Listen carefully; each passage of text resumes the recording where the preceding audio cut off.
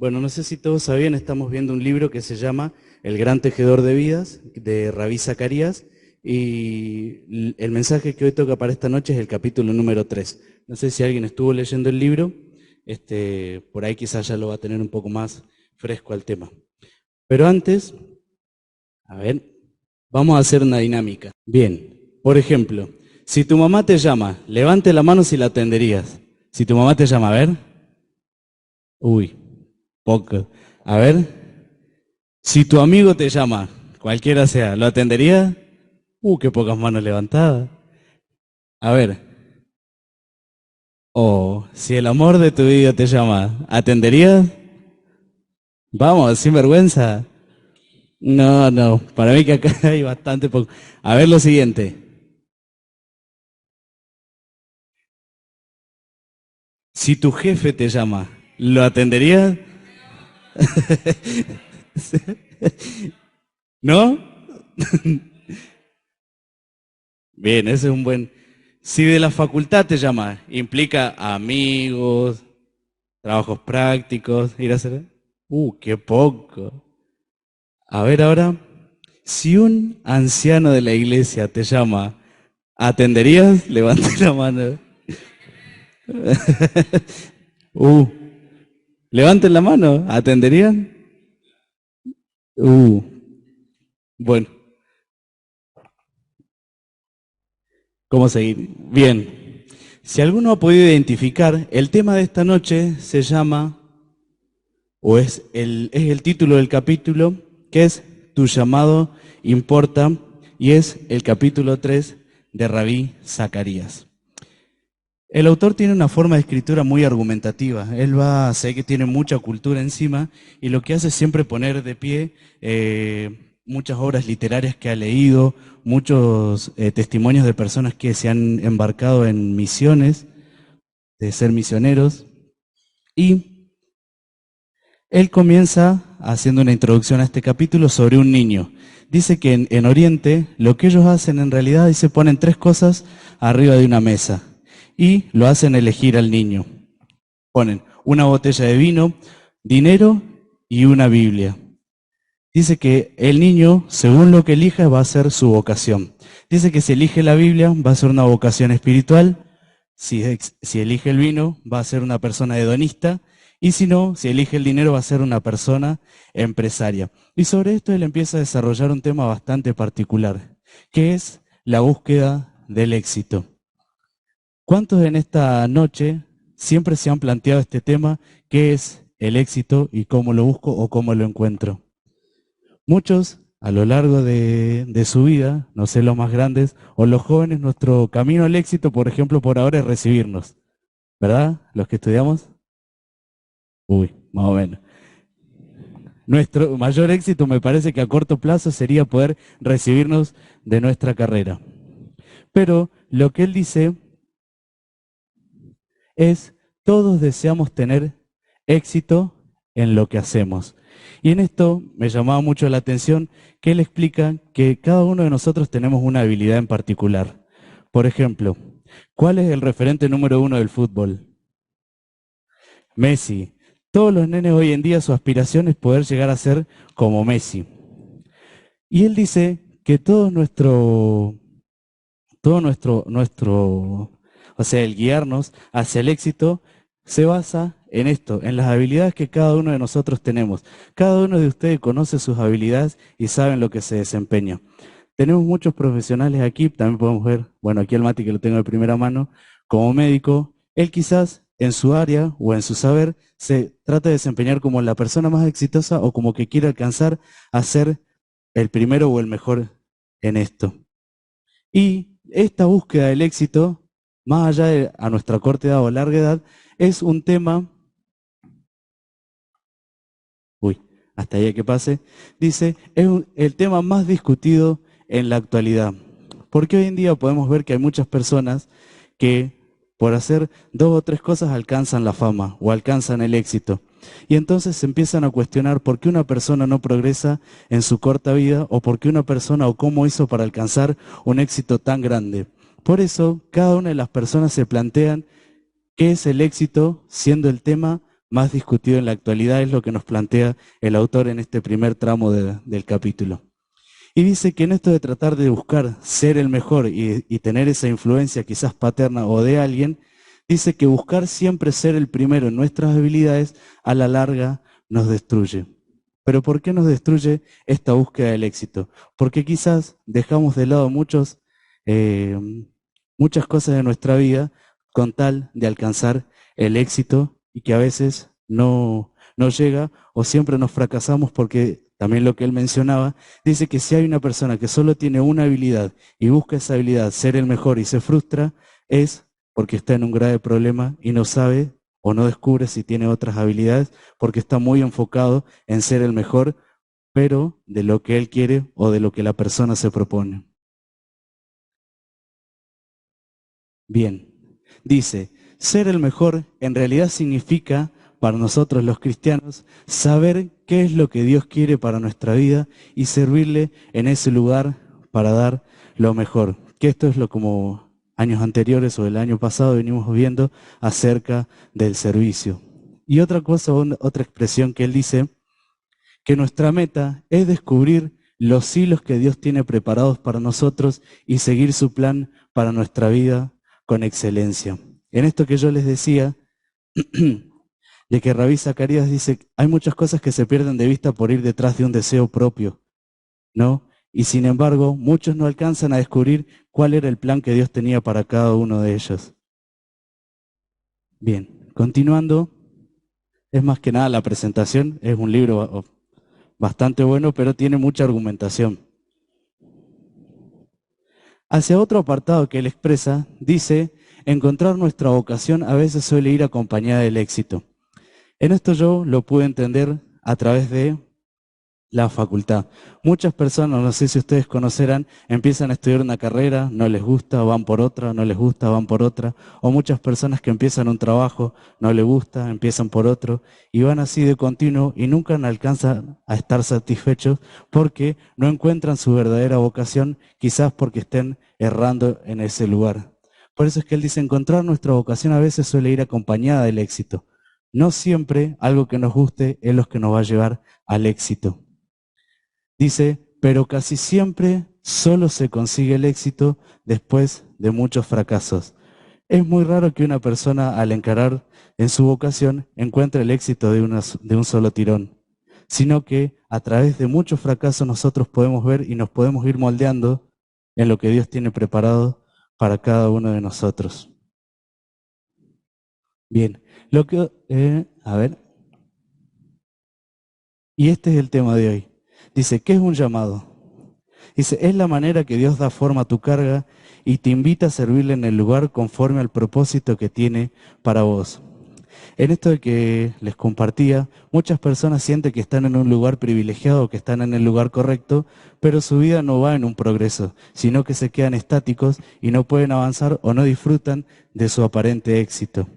Por eso es que Rabí Zacarías nos invita a pensar que nuestro verdadero llamado es una de las maneras en que Dios da forma a nuestra carga. Todos en la vida, más ahora cuando vamos siendo grandes, empezamos a tener carga y empezamos a llevar, sí, lo que sería en nuestra vida.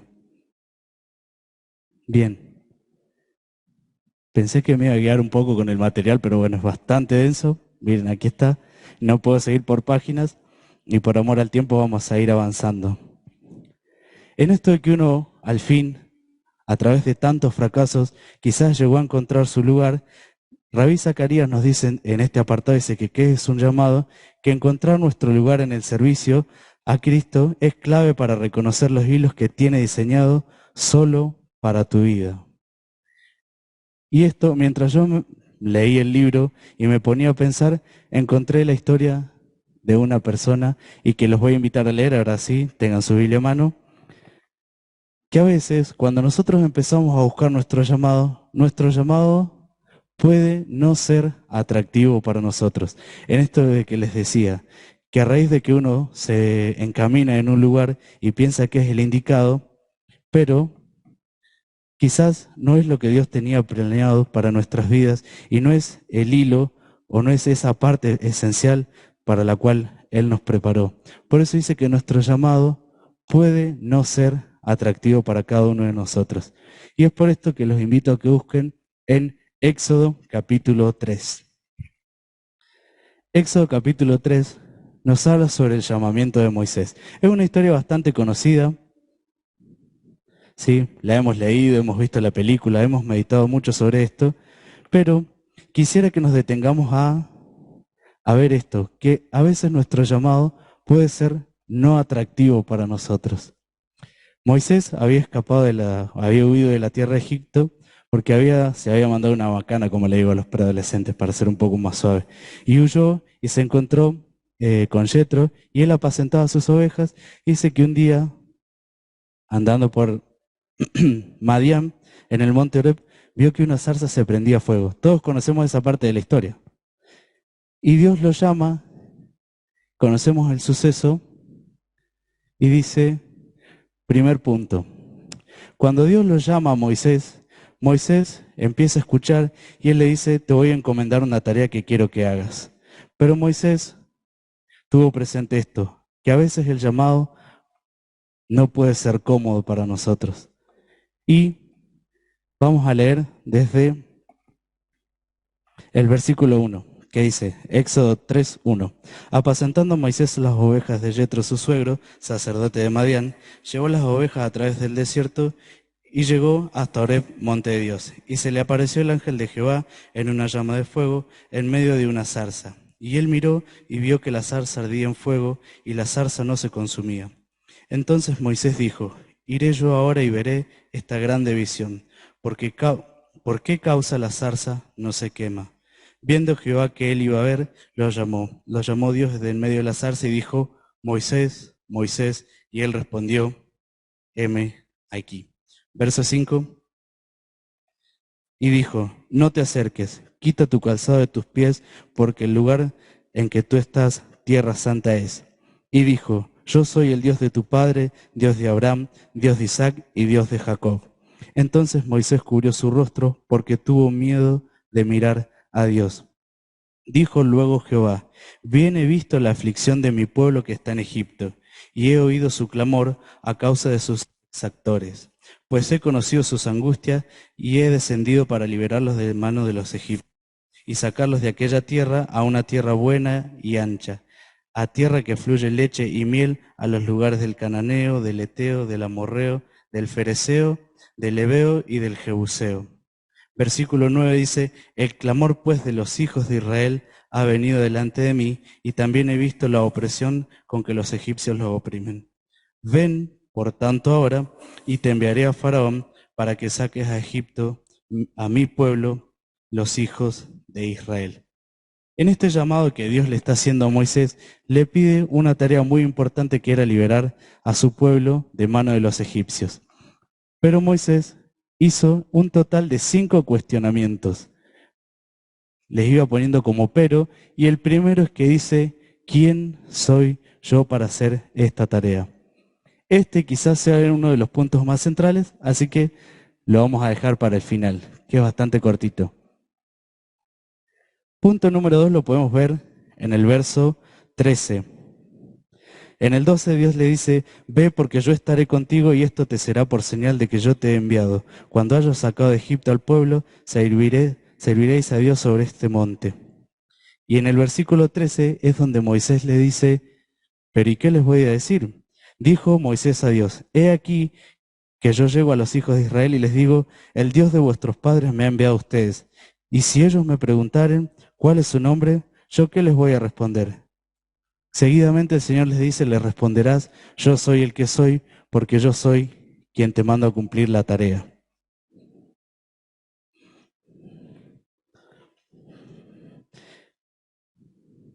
Y esto, Moisés aquí ya es la segunda vez que le dice un cuestionamiento de, pero ¿por qué tengo que ser yo el que tenga que ir a hablar con Faraón?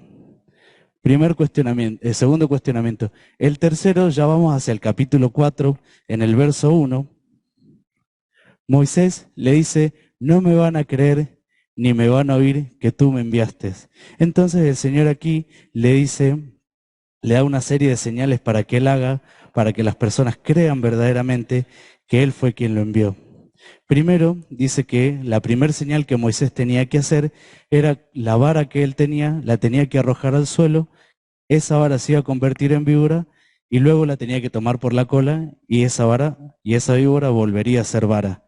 Dice, si con esto no creen, haz lo siguiente. Dice, mete tu mano entre el seno, entre tu seno, y sácala. Y ahí Dios le mostró que su mano estaba llena de lepra y era una mano totalmente enferma. Y luego le dijo, mete tu mano y vuelve a sacarla. Y al sacarla, su mano estaba completamente como antes, estaba curada. Fue una señal que Dios le dijo, con esta señal tú hablarás al pueblo para que te crean. Pero dice, si a la tercera no te creen, lo que vas a hacer como tercer señal es convertir las aguas en sangre. Dice, y así ellos sabrán que yo soy el verdadero que te envió. Dice, y si así no fuere, empezó a enviar las plagas cuando Faraón se negó a liberar al pueblo. Fue una de las maravillas que también el Señor le habló a Moisés en la zarza. Ese como tercer cuestionamiento. Luego, el segundo cuestionamiento lo encontramos en el versículo 10 del capítulo 4, que dice, luego de estas señales que el Señor le había dado a Moisés, Moisés dice, dijo Moisés a Jehová, ay Señor, nunca he sido hombre de fácil palabra, ni antes ni desde que tú hablas a tu siervo, porque soy tardo en el habla y torpe en lengua. Por ahí quizás fui un poco rápido, pero en este sí quiero hacer un hincapié. Moisés, cuando le dijo, yo soy torpe de lengua, lo que nosotros podemos ver aquí es que Moisés, en esta cuarta excusa, lo que él estaba diciendo es que yo me siento una persona que estoy incapacitado para eso. Y a menudo nosotros cada vez que recibimos el llamado o nos aproximamos al llamado que el Señor tiene para nosotros, quizás nos sentimos incapacitados o no habilitados para la tarea. Pero el Señor le dijo a Moisés en el verso 12, yo estaré contigo y seré tu boca y te enseñaré lo que hayas de hablar. Cuando el Señor a nosotros nos revela su plan para nuestra vida y nosotros lo pudimos hallar, si a veces nos sentimos incapacitados, el Señor es fiel y promete estar con nosotros a pesar de que a nosotros no nos guste o nos parezca difícil. No sé si todos conocen a Nick Vujicic. ¿Sí? Es un hombre que no tiene ni brazos ni piernas. Él decía que muchas veces él se sintió incapacitado para realizar la tarea, pero a medida que fue descubriendo su plan para el Señor, pudo ver que no era necesario tener ni brazos ni piernas para llevar el Evangelio hacia otras personas. Nosotros, que somos unas personas medianamente normales o normales en tanto nuestros miembros, quizás a veces perdemos de vista el privilegio que tenemos como personas completas para Dios. Y quizás nuestro llamado lo vemos un poco difícil o no nos animamos a encararlo porque quizás nos sentimos incapacitados o no preparados. Y esto fue lo que también Moisés le decía a Dios. Pero sin tanto esto, Dios le dice, yo voy a estar contigo, no te preocupes, usaré a tu hermano Aarón. Pero hacia la quinta excusa, ya Moisés le dijo, te ruego, envía al que debes de enviar. Moisés no se sentía ni capacitado porque pensaba que no le iban a creer si Dios le había revelado su plan. Él se creía un incapacitado porque podemos entender que era torpe en el habla, no se desenvolvía bien y porque dice que pudo haber tenido miedo al afrontar el llamado de Dios para su vida, porque no era nada fácil ir desde el lugar donde se mandó una macana, volver y encima enfrentarse a Faraón para librar al pueblo de Egipto. No era nada fácil y también lo podemos entender Moisés desde ese punto de vista de que su plan no era sencillo y quizás no era lo que él tenía en su mente. Viendo las 5 excusas, quisiera que veamos la primera, que es una de las más importantes para este punto, que es cuando nosotros recibimos un llamado, podemos decir, ¿y quién soy yo?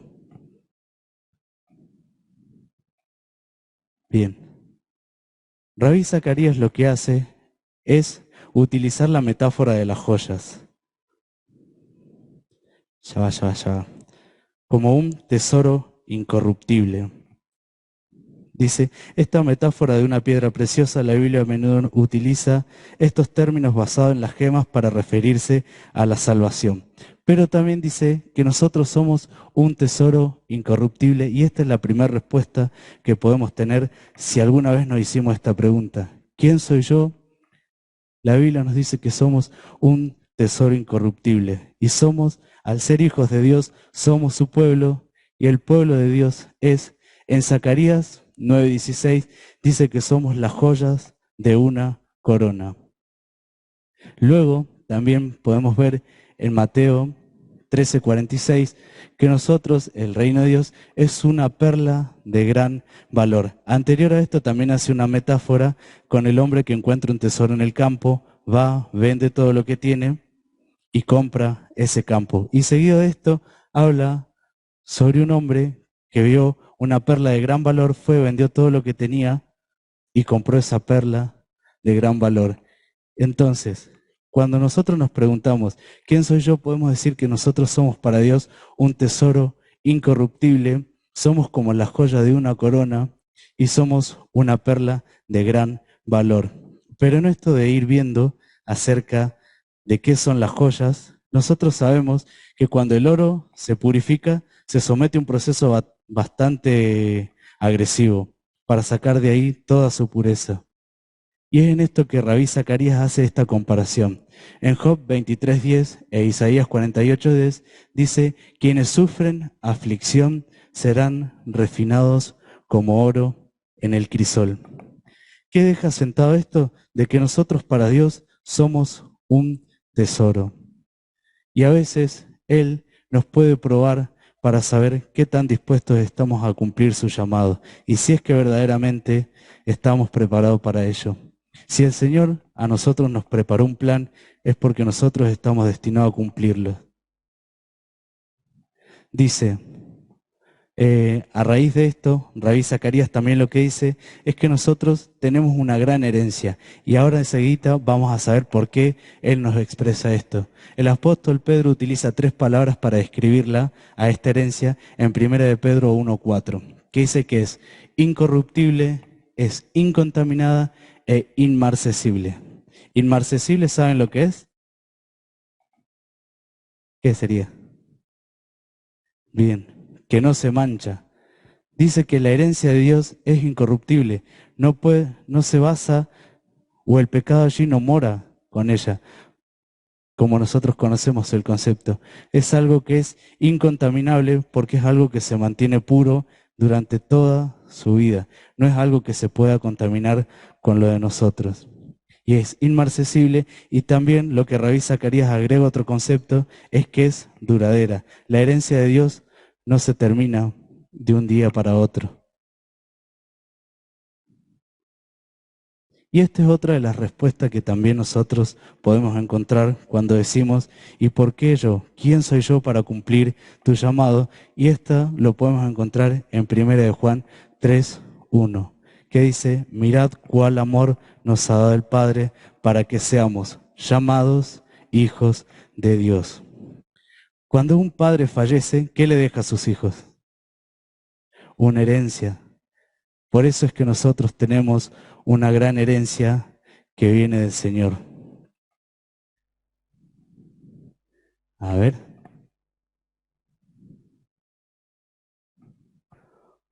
Otra de las cosas que Rabí Zacarías nos habla en el texto, en este capítulo, es que dice que nosotros somos un templo de Dios. Cuando creemos en Él, dice el apóstol Pedro también, dice que somos el templo en el cual habita Dios en nosotros. Debemos ser personas preparadas para que Dios venga a morar en nosotros. Dice, la Biblia nos presenta el proyecto para este fundamento a través de una descripción metafórica de cada seguidor de Jesucristo. Este templo es el lugar donde Dios puede habitar. Si nosotros en nuestro interior somos personas que somos capaces de llenar ese interior con las aferencias o con a lo que nosotros apuntamos. Si nosotros consumimos muchas cosas del mundo, nuestro interior no va a ser un mundo sano en el que el Señor pueda habitar. Pero si nosotros buscamos el llamado que Dios tiene para nosotros, todas esas cosas que consumimos desde afuera se van a ir desapareciendo y cada día vamos a querer ser un poco más como Cristo y nuestro interior va a ser un lugar donde Dios quiera habitar. Y Rabí Zacarías nos dice, saber que yo soy el templo de Dios es conocer que mi ser es una expresión sagrada.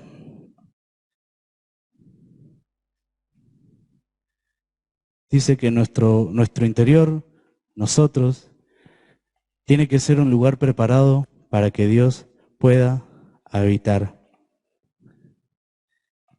Y también, bueno, Rabí Zacarías lo que nos dice es que saber que soy un templo de Dios es conocer que mi ser es una expresión sagrada. No somos creados por el azar, no somos creados, como dice la teoría del Big Bang, que de una explosión salió todo, sino que fuimos diseñados con un propósito y ese es el propósito que Dios quiere para nuestra vida. Él nos invita a buscar ese plan y ese llamado que tiene para nosotros.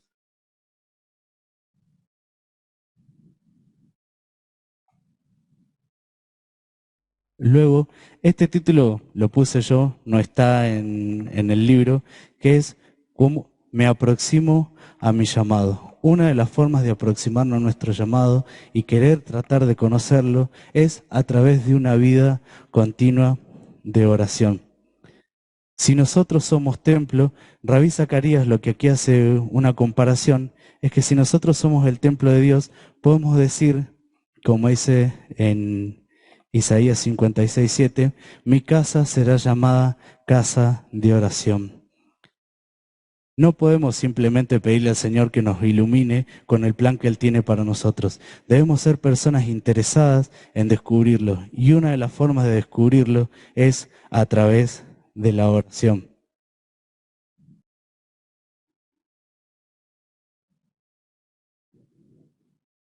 Bien, otra de las cosas que Rabí Zacarías dice es que cuando nosotros empezamos a servir y hemos llegado más o menos a encontrar nuestro llamado, si empezamos a servir debemos ser personas humildes, siervos humildes. ¿Y por qué hace esta puntuación de siervos humildes?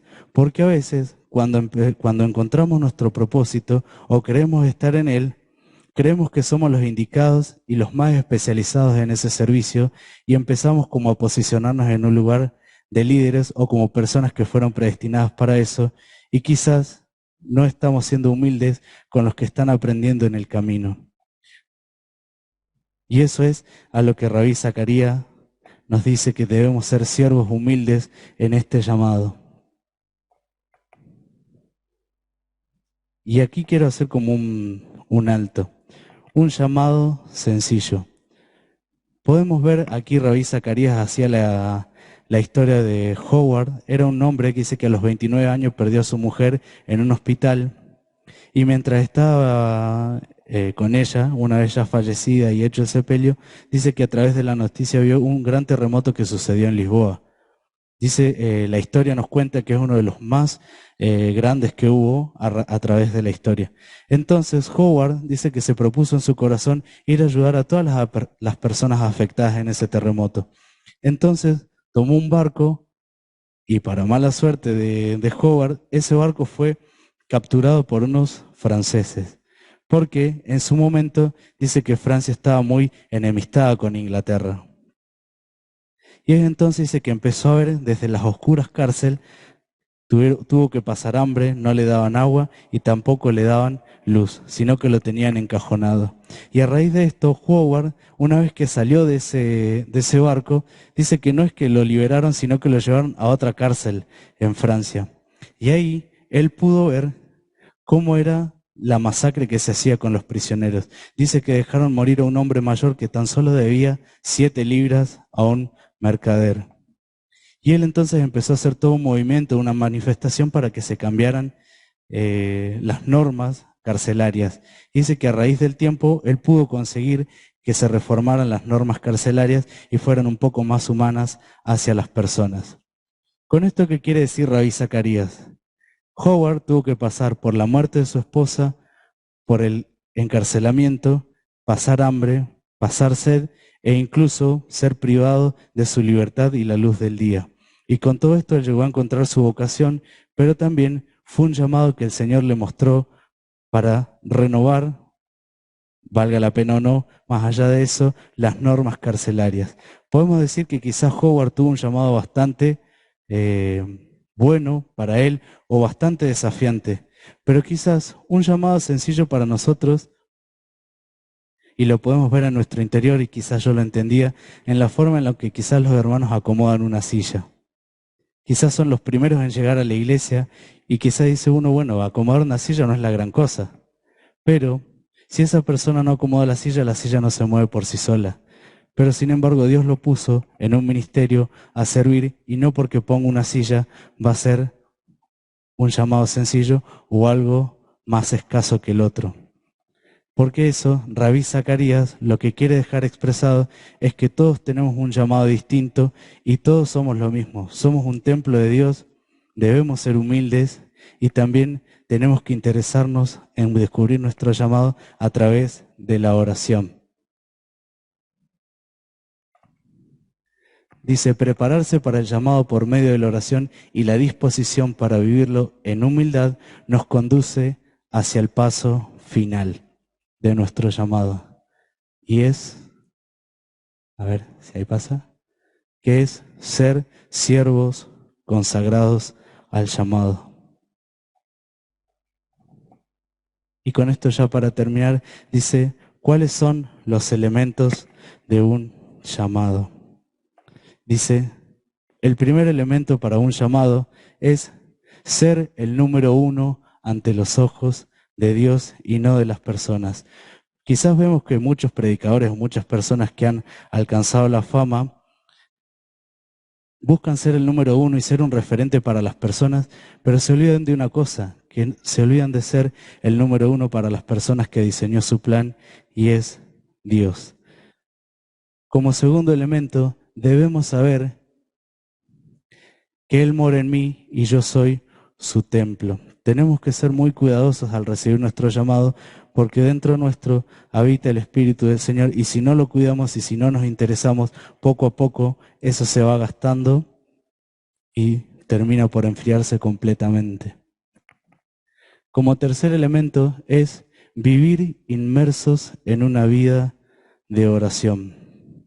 Sin ir más lejos, lo que podemos recordar es cómo a través de la vida de Marty todos nos unimos en oración y pudimos ver cómo el Señor obra a través de eso. Así que orar, muchos dicen orar, pero a veces orar pareciera ser algo muy sencillo, pero cuando empezamos a ver su esencia nos damos cuenta de que la oración es lo principal que tenemos que tener como cristianos.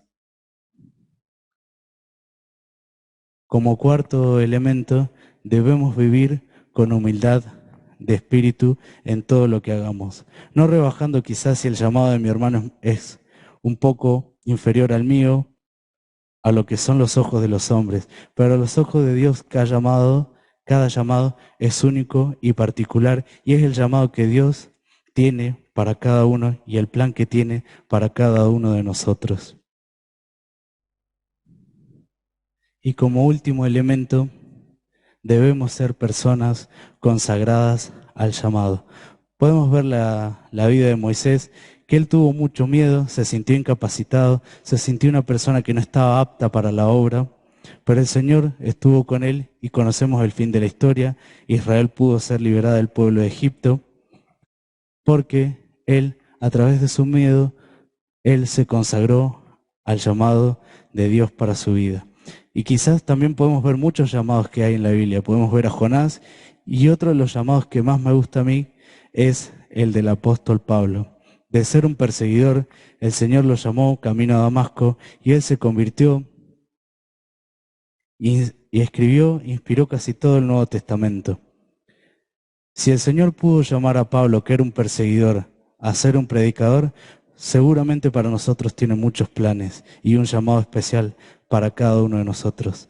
Basta que nosotros podamos ser esa persona y entender ese llamado y ser los número uno ante los ojos de Él, sabiendo que Él está dentro de nosotros porque, como vimos recién en Juan, nos llama sus hijos. No solo nos llama al llamado que Él tiene preparado, sino que primeramente nos llamó sus hijos.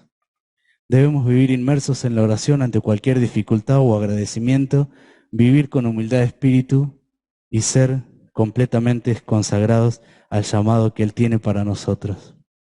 Y como texto final de esto está en Romanos 1:6 que dice, entre los cuales están también ustedes llamados a ser de Jesucristo. Quizás fue un poco rápido o quizás no me puedo expresar bien, pero este texto refleja todo lo que vinimos viendo. Cada uno de nosotros tenemos un llamado. Depende de cada uno de nosotros si lo queremos aceptar o no. Y depende de cada uno de nosotros si quiere ser consagrado a ese llamado o no. ¿Qué es lo que nos deja como enseñanza este capítulo? Es que si nosotros nos ponemos en las manos de nuestro Creador, vamos a saber para qué somos útiles, porque a fin de cuentas, Él nos creó para un propósito.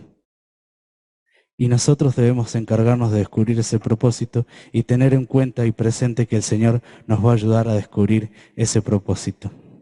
Así que bueno, este es el versículo, por si se lo quieren aprender. Y, Miguel, hasta aquí el mensaje de hoy.